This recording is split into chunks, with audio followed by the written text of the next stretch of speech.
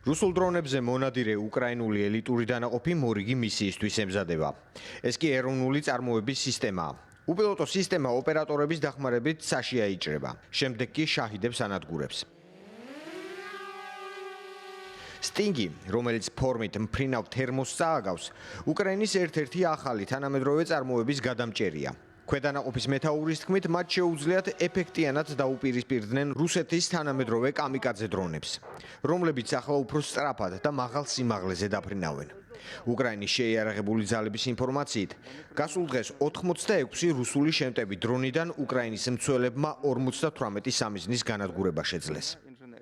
На рахунку нашого підрозділу вже більше 1000 збитих цілей. ჩვენმა ქვედანაყოფმა უკვე 1000-ზე მეტი სამიზნე ჩამოაგდო. სულ რაღაც 2 კვირის წინ მე 1000 შაჰიდი გავანადგურეთ. ბიჭები ძალიან აფასებენ ამ საქმეს, რადგან ყოველ ჩამოგდებულ შაჰიდში არის ასაფეთქებელი ნივთიერება, რომელმაც ვერ მიაღწია ჩვენს სახლებამდე, სადაც ჩვენი ოჯახები ცხოვრობენ. ვერ მიაღწია ჩვენს ელექტროსადგურებამდე და ასე შემდეგ. დიახ, ჩვენ ღამით მინდორში ვდგავართ. წვიმასა თუ მზეში, სიცივესა თუ სიცხეში.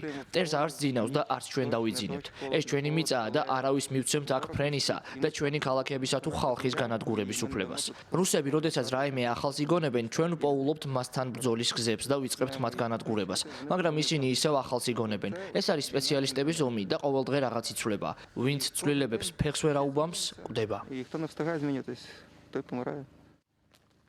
უკრაინის ქალაქებსა და ენერგოინფრასტრუქტურაზე ყოველდღიურმა თავდასხმებმა კიევი აიძულა თავიდან შეექმნა საჰაერო თავდაცვის წესები და გამოეგონა იაფი დრონების მკვლელები, რომელთა ღირებულება სულ რაღაც $1000-დან იწყება.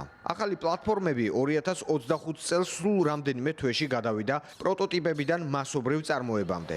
ეს თანამედროვე ომის წარმოების უსწრაფესი ტრანსფორმაციაა. У 22-му році все дуже змінилося. 2022 წელს ბევრი რამ შეიცვალა. უკრაინა გააქტიურდა. ჩვენი გუნდის ნაწილი ჯარში გაიწვიეს. დღეს მათი უმეტესობა ვეტერანია. იმ მეგობრებთან კომუნიკაციისას, რომლებიც ფრონტზე მსახურობენ, აშკარა გახდა, რომ ჩვენი მომავალი, რომელიც უკვე კარსაა, მომდგარი დრონების ომს გულისხმობს.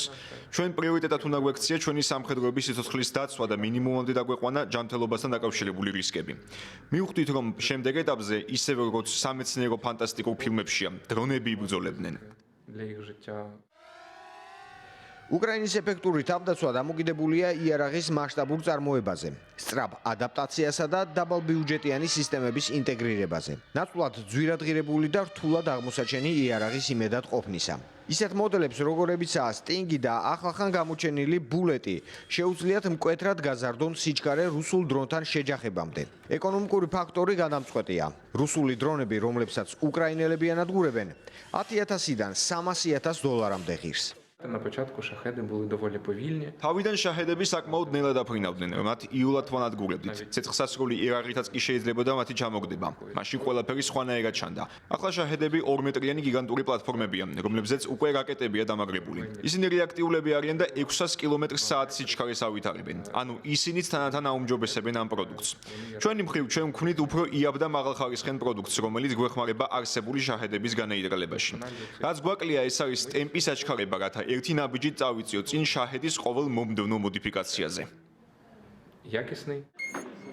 უკრაინასა და ნატოში ვარაუდობენ, რომ დრონების წარმოების სწრაფი ზრდა კონფლიქტის ორივე მხარეს 2026 წელსაც გაგრძელდება.